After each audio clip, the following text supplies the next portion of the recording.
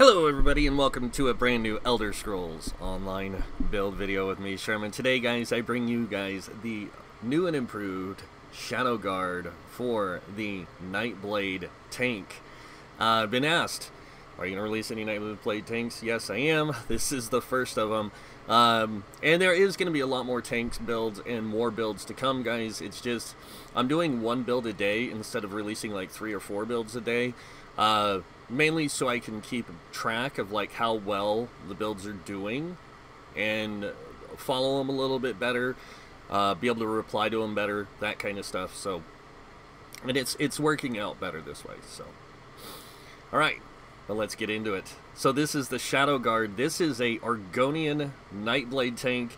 Now you can be other races with this, but I do find Argonian just seems to work really good with Nightblade because of their potion passive and the Nightblade's potion passive for 20 ultimate. It just, the combination of the two works out really well, and it seems to complement each other really well. So let's go ahead and get into it. Looking at the stats, you can see we're coming in at 20k magicka, 36k health, 23k stamina. Now I know the health seems kind of low, but I wanted to have higher stamina with this build because I wanted to have a little bit more oomph, if you will, on the stamina side.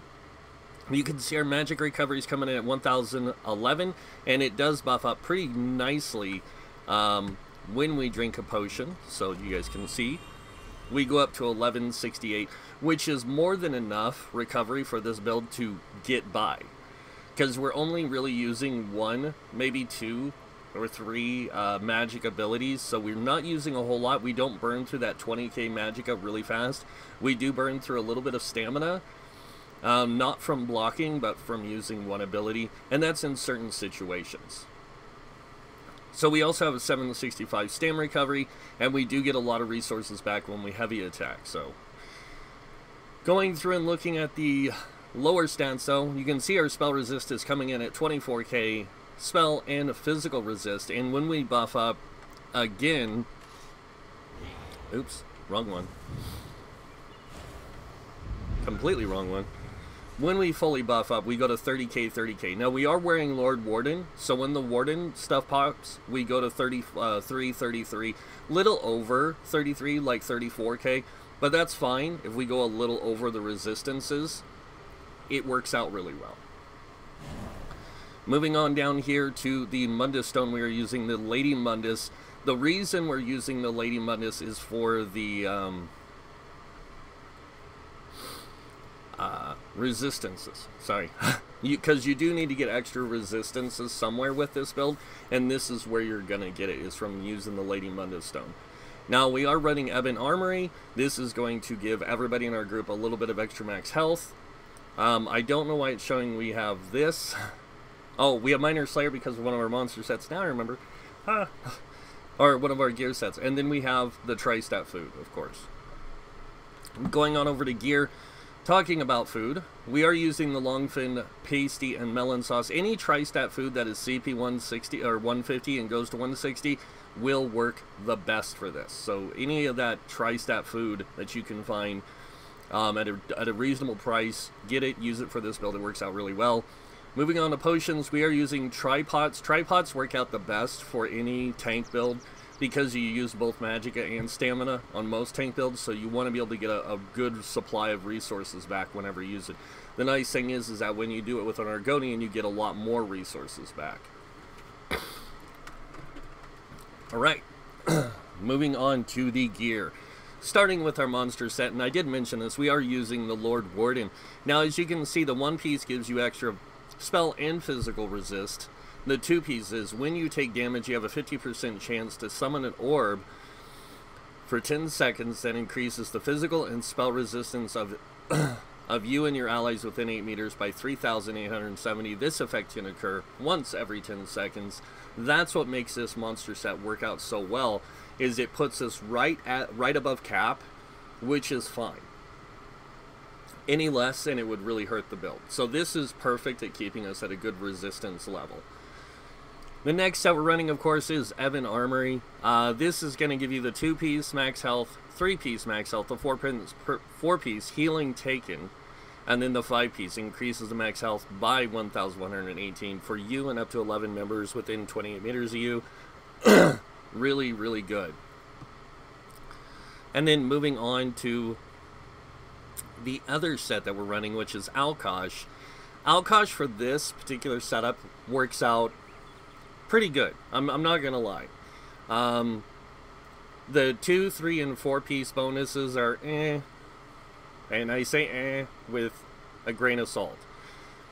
5-piece is where it really is, and that's when you activate a synergy, you send a shockwave from your position that deals X amount of damage and additional amount of damage over 10 seconds, but you also reduce the enemy's spell and physical resist by 3,010 for 10 seconds. That's where this set really shines, and that's what makes it so good. Now, this is an expert build. This is an in-game trials build, guys. This isn't one that you just, oh, I'm going to just run dungeons with it. No, you run trials with this thing. This thing is that good. Moving on to the traits and enchants. Excuse me, still getting over whatever it is that I have. On the big pieces here, the helm, the chest, and the legs, we are running infused with tri-runes, or tri-stats. These are going to give you the best results. Now, you can play with all sturdy if you want. You will have lower stats, and that's why I don't like to do that. And then on the smaller pieces, it's all sturdy gear with max health. The reason for the sturdy is to give us increased block cost reduction. And then we are using a sturdy shield with tri-stat on it to give us more block cost. Are you serious? Don't start with me today, computer. So, that's what I suggest for this. On the jewelry, we are running 2 tri-rune on the rings to give us more stats across the board. So we have a lot more stats across the board. More health, more magicka, more stamina, and it works out really well. On the necklace, we are running an infused with magic recovery because we do use a lot of magicka with this build. We do use magicka with this build. We do want that recovery to be higher so we can get our resources back. Now, going to the sword, we are running a infused weapon with a stamina, absorb stamina on it. You don't have to use the infused absorb stamina if you want. You can use decisive, you can use pretty much whatever you want on the front bar. I prefer this setup with this for this particular setup because it does help out in resource management. The next weapon we're using, of course, is an ice staff with a crusher enchant. Now, crusher is really good on the back bar because if you put the wall of elements down, it will keep crusher applied to a single target. So against bosses, you'll have 100% uptime of crusher if you remember to keep it up all the time. Alright, going back now to the gear. So that's it for the gear, though. Now, I will say this, you can use other sets if you want with this. Like, you can use Akavari Dragon Guard instead of Alkosh. You can use several other sets in the game. But this is, by far, like, gonna be the best for in-game, because this is what the most people run at in-game. So, alright, now moving on to skills. Make sure you get all your passives. It's very important you get all of your passives for your class, your weapons, one-handed sword and shield passives, your destruction staff, all passives. On the armor, the light armor, take the top 3, medium armor, the top 2 and the bottom 1, and then on heavy armor, you want all the passives. Now, the reason you want all these passives, just to clarify, is because you never know what skills you will or will not use. So there's going to be times where you're going to use certain skills for some situations, but you won't for others. So it's good to have have those passives unlocked just in case you do utilize the skill that could give you an advantage in certain situations. World skills, you can be a vampire. I am going to tell you that now. Go to stage 4. That's going to be the best place for you to be as a vampire. But you will take more fire damage. So, just warning you now. Soul magic, I always take these two. It's just a given for me. when it comes to the rest of these, the guild skills, Fighter's Guild, Intimidating Presence, and Banish the Wicked. The reason you want this Banish the Wicked is if you do happen to kill an undead, danger, or werewolf, you get 9 ultimate. So it's just a good one to have. Mage's Guild, Persuasive Will. Psijic Order, if you want to use like Deep Thoughts, get the last 2. Only the last 2 for this. And then Undaunted, you want the Undaunted passives. Moving on to racial passives, make sure you get all your racial passives. And then on crafting, Alchemy, Medicinal Use, and Provisioning, Gourmand, and Connoisseur. Now, let's go over the skills. Starting with the front bar, we have Pierce Armor. We have this here because this is our main taunt. We are going to be using this a lot. It also applies Major Fracture, Major Breach, which reduces enemies' physical and spell resist by 5,000 turn 80 for 12 seconds. The taunt is 15 seconds, but most people re-taunt every 12 to keep that Major Fracture. It does do a little bit of damage. Moving on, we have Heroic Slash. We have this here to put a minor debuff of movement speed on the enemy, but also to apply minor maim. So this reduces enemy damage by 15%. You also gain minor heroism whenever you use this, giving you 1 ultimate every 1.5 seconds for 9 seconds. So that's the main reason why we use it, is for the minor heroism, the minor maim. Next ability we have, and I will say this is a floater ability, you can swap this out with other things, is Spiked Bone Shield.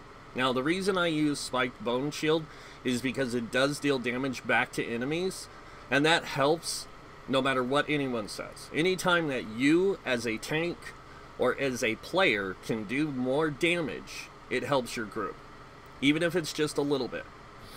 So this will absorb 34% of your max health in a shield for 6 seconds and returns 39% of any direct damage absorbed back to the enemy. This includes ranged attacks, all attacks. So it's really good. It's also a very powerful synergy. So any ally near you can activate Bone Wall synergy, granting the ally and up to 3 other friendly targets near them a damage shield that absorbs 58% of their max health for 6 seconds. So it's another good reason to keep it, is to have another synergy for your group. Next ability we have is our main casting ability for our, not only a heal, but also for minor protection. This is going to give us 8% damage reduction for the duration, which is only 3.5 seconds. It's not that long. But we also get our resistance buff from this. This is where we get our Major Ward, Major Resolve from one of our class passives in the Shadow Tree called Shadow Barrier. So whenever we activate this, we get Major Ward, Major Resolve, and the duration is increased by 25% for each piece of heavy armor. We get 125% increase, so we get 13.5 seconds. So just make sure you're casting your Dark Cloak quite like every every 13 seconds. Not 0.5 seconds, every 13 seconds, so you can keep your resistances up. Next ability we have is Absorb Magic. Now this one isn't a floater. A lot of people would say it would be, but do not just take this off here. You really need this because you are in a Dragon Knight. You want this ability here. This is going to give you reduced blocking and increase your blocking capability by 8%. It also is a very powerful magic shield, and it'll heal you from magic projectiles for 17% of your max health when you activate it. So the next ability we have is Aggressive Warhorn. Of course, most tanks have this somewhere, either front bar or back bar, but we have it somewhere. We have this here to increase our group's max magicka, max stamina by 10% for 30 seconds. You also gain Major Force, increasing critical damage by 15% for 9 seconds. It's going to be up as much as you can possibly keep it. But please learn Warhorn rotation for trials. Moving on to the back bar. Starting with her first ability, we have Blockade of Frost. This just does damage over time. Nice CC, and if anyone becomes chilled while they are in it, they are immobilized for 4 seconds. So, nice way to keep targets slowed, keep targets in place, that kind of thing. We don't have a really good CC on the Nightblade. This helps out a whole lot. Next ability we have is Silver Leash. This is to pull enemies to us. So if an enemy's at range, like over there, you can use the Silver Leash and pull them to you. Now, this guy is immune to that, so he can't be pulled. But it does return the resource like it does on the Dragonite. But the reason we have it is so we can get enemies to come to us and keep them near us. Next ability we have is Inner Rage. We have this for a long-range taunt. Even though we are using an Ice Staff, this I say is a floater skill. Especially if you're using an Ice Staff backbar. If you're using a bow, then you would have... I forget the name of the ability. I gotta go look it up. Sorry, guys. So you'd have one of two abilities here. You would either have Volley or Endless Hail, or you would have Arrow Spray morphed into Arrow Bombard, I think is what it is. Yeah, Bombard, because this will also reduce movement speed and immobilize enemies. So it's a really good CC if you're using a bow. So you'd have this here. Now, the thing that's nice about Ice Staff has a taunt built in, so you really don't need Inner Rage for a range taunt. You can use the Shadow ability, which is one I really like to use, which is called Twisting Path. And this will, or sorry, not Refreshing Path. This will do a damage over time against your enemies underneath you. It does take magicka, but it's less than using a taunt. And you can also get your resources back by using a heavy attack from the Ice Staff ability. So, from using Ice Staff. It's really, really nice. And just so you guys can see how big Bone Shield is, it's a 12k shield, almost 13k. So it's actually quite a nice size shield. And if you have your block up, you know, you can block and keep your shield up at the same time. It's nice. It does use stamina, so you have to be really careful. But that's why we're also an Argonian. Because we can get all of our stamina back almost just from casting Bone Shield a couple times. Alright, getting back into the skills. So like I said, you can use Refreshing Path or you can use the other one here if you want. Now another ability that a lot of people like to use is also the Drain Power. And they like to use Sap Essence. I think it's Sap Essence? Yes. Because any damage that it does, it heals allies around you. So a lot of people like to use this as well.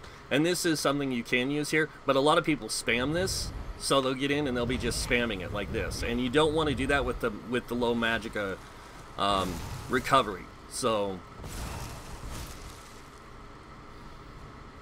But it is another ability you can put in there. But we're going to go back and put the Undaunted Taunt in there for now.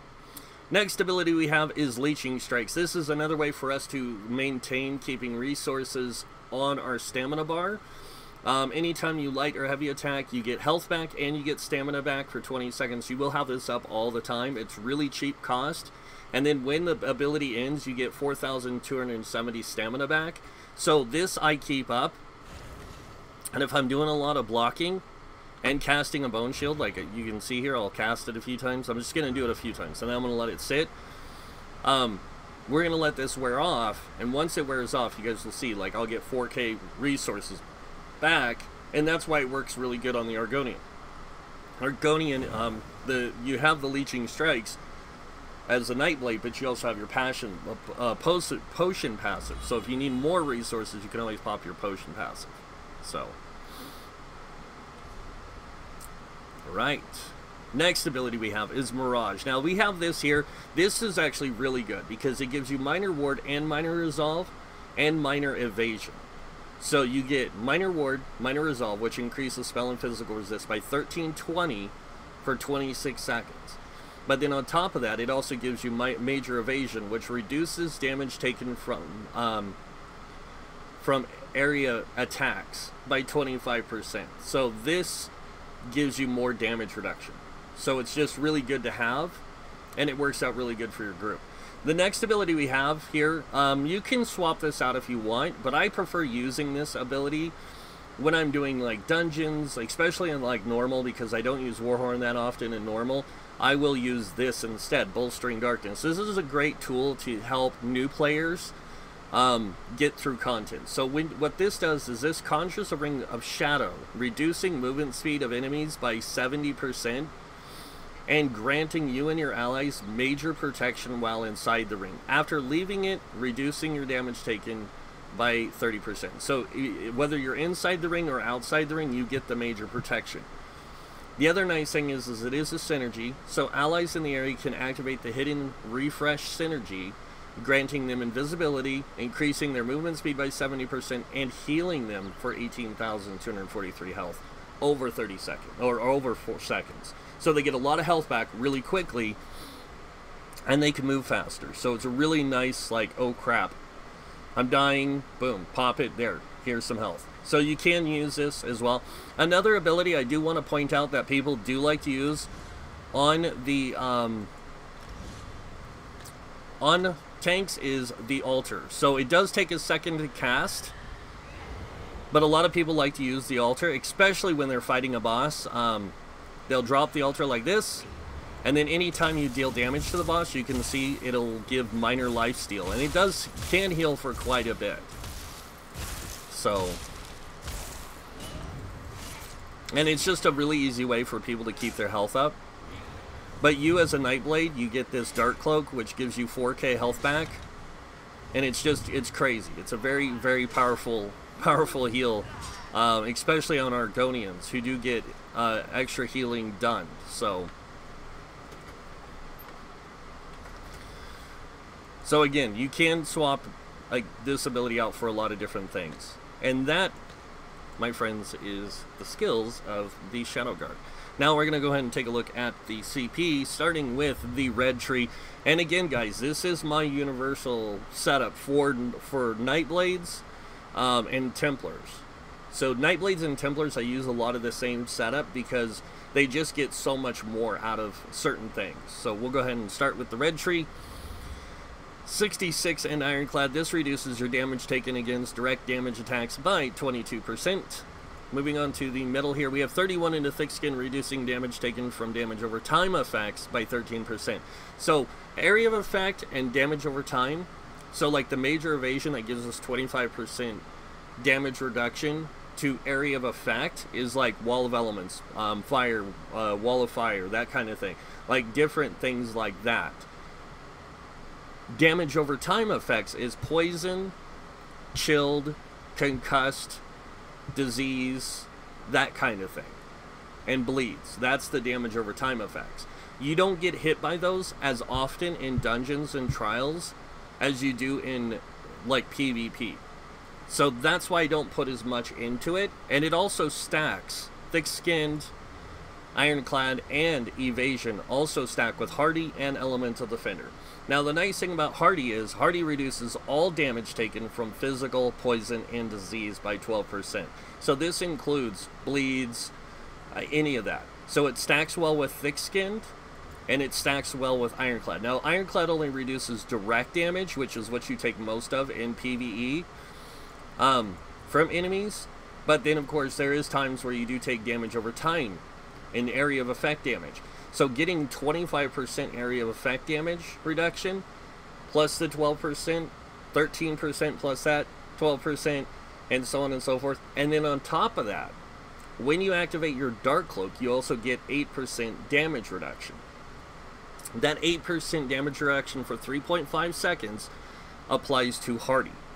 Not to Thick Skin, not to the... It applies directly to Hardy, because it is all damage.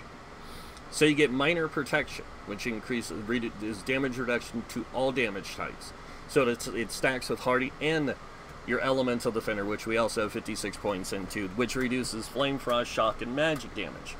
This includes burning, chilled, concussed, and any magic damage you might take. So the Nightblades have massive damage reduction. That's all they have. They have a lot of damage reduction and mitigation of damage. So they don't take as much damage as you would think because of all that. And then on top of that, your Dark Cloak also heals. So moving on over here, we have 40 into Bastion. This is to improve our Bone Shield by 16%. That's why it's at 34.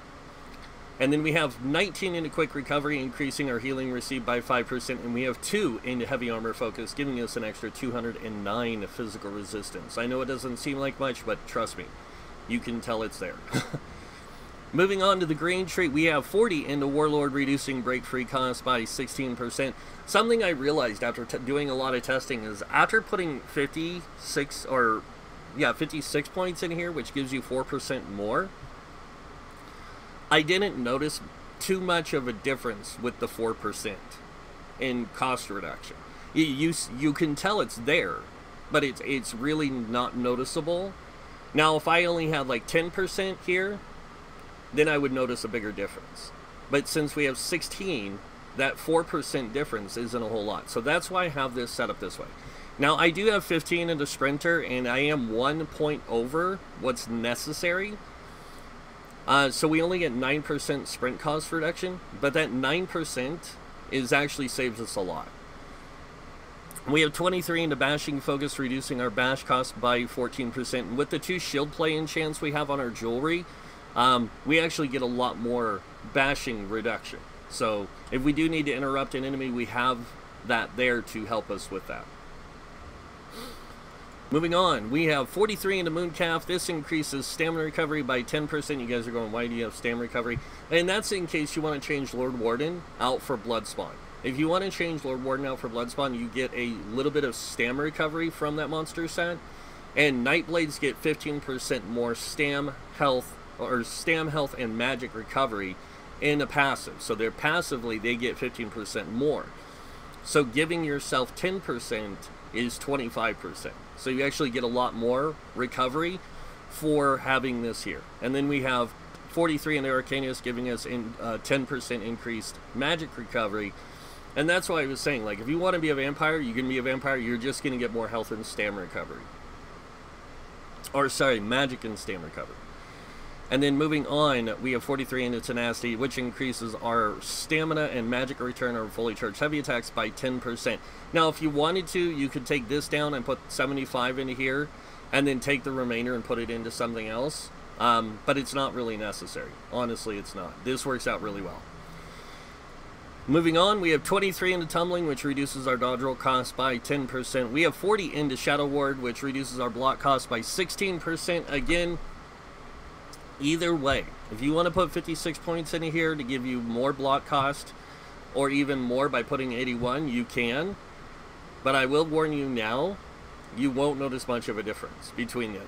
I mean, you will feel it, because you're talking about an 8% difference from 81. But from 20% to 16 isn't much of a difference. From 81 to 20, sorry, is only 4%. The 4% difference is so minute you don't even really recognize it. But this works out really well. Moving on to the blue tree, we have 43 into Blast, increasing our healing done by 10%. We have 40 into Elfborn, increasing our critical healing and critical damage done by 16%. And then in the middle tree, we have 16 into Weapon, Physical Weapon Expert, and 40 into Master at Arms. This increases our light and heavy attacks by 10%, and this with only physical weapons. So if we wanted to increase the Ice Staff, we'd put into here. But you don't need to increase the Ice Staff damage at all. It already does a lot. So it's better to get a little bit more out of here. And then we get the 40 into Master Arms, which increases all direct damage by 16%. The reason we do this is so we can unlock Reposit, which increases or allows us to do more damage in melee attacks when we block. So we have 15% chance to deal damage back to the enemy from blocking, and it can happen every 5 seconds. Moving on to the final blue tree, we have 43 into Mighty, increasing physical poison disease damage by 15%. I know why do you do this. It's because when I play the game, I want to be able to do things not just in dungeons, not just in trials. I like to go in the open world. I like to play quests and do dolmens and do delves and do all that kind of stuff. So I like to be able to have something that does a little damage. So I do this. I have 40 into Thaumaturge, increasing damage over time effects by 16%. This does affect your wall of elements, so it's really nice. And then Precise Strikes 40 to increase our critical damage and critical healing, mostly just because we don't have a lot of places to put this 40 points, so I put it here. This just helps again for solo play.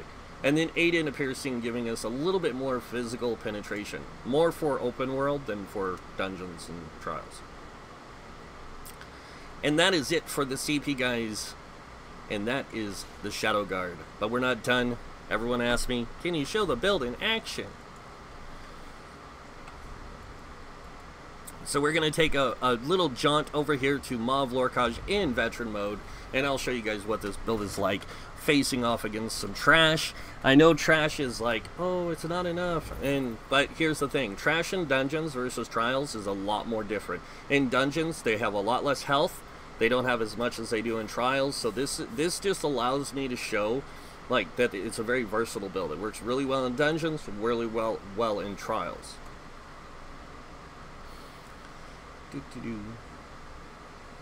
The other thing that I like about using Bone Shield with this build is it does allow me to use it even when the spellcasters in this area negate magic. Bone Shield is still activatable, so it allows you to pop Bone Shield and get out of it, so you can just take some damage from the enemies. Alright, so let's get in here. When we get in here, we're going to activate our buffs and everything. You guys can see for yourselves what it looks like. It's actually quite the menacing build. So let's go ahead and get our little allies out here. We're going to go ahead and drop our Wall of Elements. And I'm going to go ahead and buff my resistances up.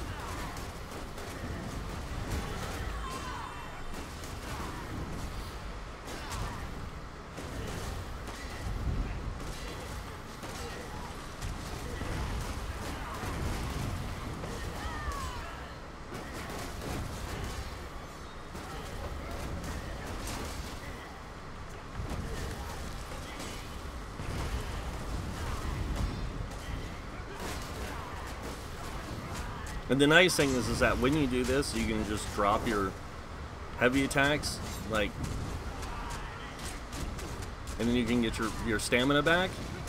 When you have your Dark Cloak going and you have this, your Bone Shield, it just allows you to easily control things. So go ahead and pop Warhorn just so you guys can see. Go up to 24k stamina with 21k magicka.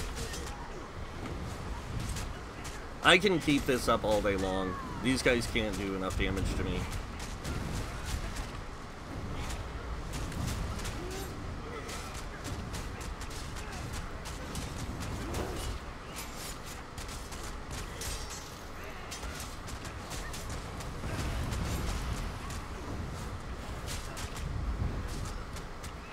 And I still have, now I have potion ready, so I'm going to go ahead and use it, and there goes all my resources, almost back to full.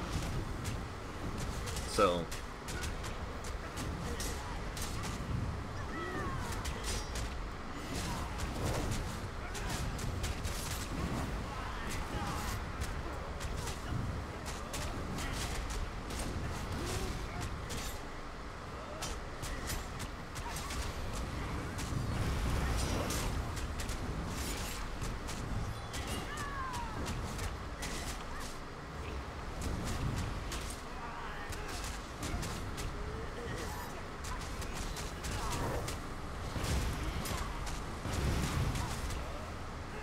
and then if you want to use the other ultimate, like I said, that's 30% damage reduction from all attacks. So I can sit here and pretty much forever and not take enough. These guys just can't deal enough damage.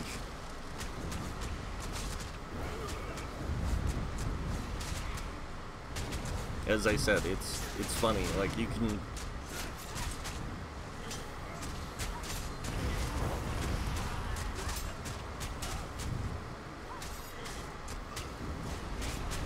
And then if you do need to get those enemies back there, closer to you, you can always just...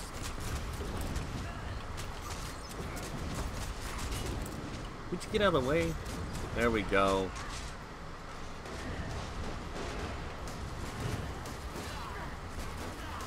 I think it's funny when I hear people say, oh, Dark Cloak isn't as good as the DK's thing. It's not, but it still works out.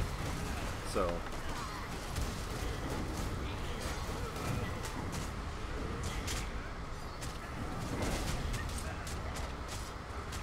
But like I said, guys, I could stay here all day doing this, just tanking like this. It doesn't matter to me.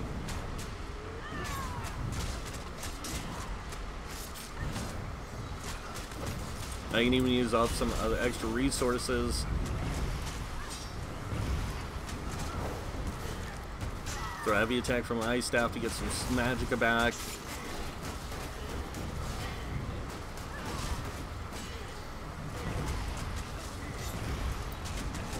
If I need some extra health, I can pop that. Any magic damage I take will be absorbed by that and then puts it into health.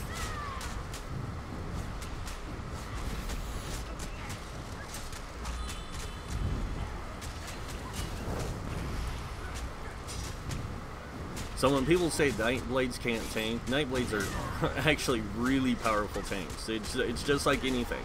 They have their place and they have their uses and how they're really good and where they're really bad and all that. So, but I think we've seen enough. It's time to die.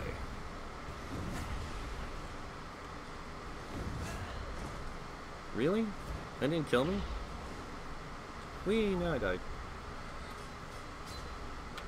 But as you guys can see, the Shadow Guard tank can take a beating and it just keeps going. And if you're really, really effective at the build, this build can play any and all content.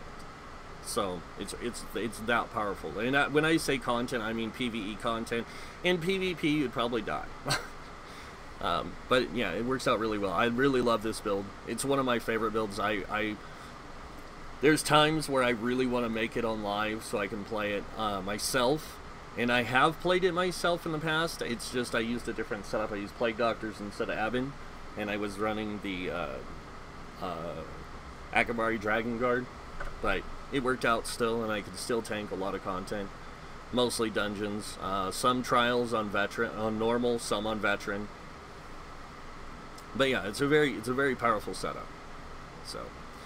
But you guys know what's coming next. If you guys like this video, hit that like button. If you guys want to see more builds by me, please subscribe. Other than that, I want to thank you all for watching. Until next time, have a wonderful day. And this guy might see you in game. Bye.